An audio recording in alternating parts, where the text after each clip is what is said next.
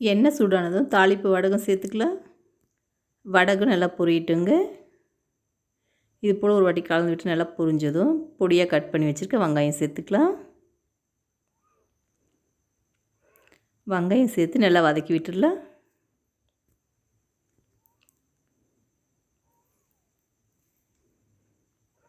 வெங்காயம் இந்தளவு வதங்கினதும் பொடியாக கட் பண்ணி தக்காளி கருவேப்பிலை சேர்த்துக்கலாம்.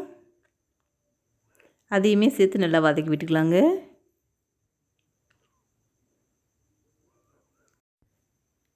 தக்காளி இந்தளவு வதங்கி வந்ததும் ஒரு வாழைக்காய் சேர்த்துக்கலாம். வாழைக்காவுமே சேர்த்து நல்லா வதக்கி விட்டுடலாங்க.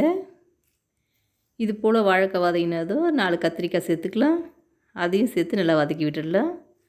க்ளீன் பண்ணி வச்சுட்டு இறாவை சேர்த்துக்கலாம். இறாவையும் சேர்த்து நல்லா வதக்கி விட்டுக்கலாம்.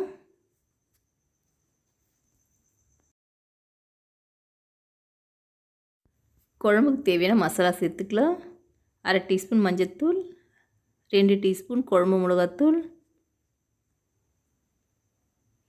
1 டீஸ்பூன் உப்பு,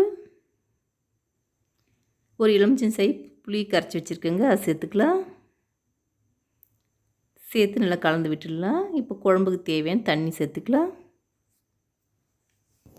சேர்த்து இது ஒரு வாட்டி கலந்து விட்டுடலாம்.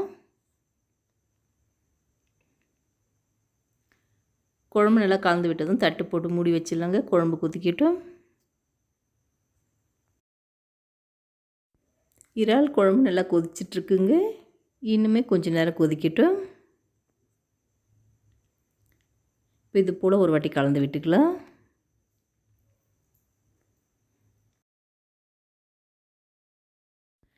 இறால் குழம்பு நல்லா கொதிச்சு இப்போ பாதி அளவு நல்லா வற்றி வந்துடுச்சுங்க. இந்த அளவு கொதித்ததும் இப்போ அடுப்பை ஆஃப் பண்ணிக்கலாம்.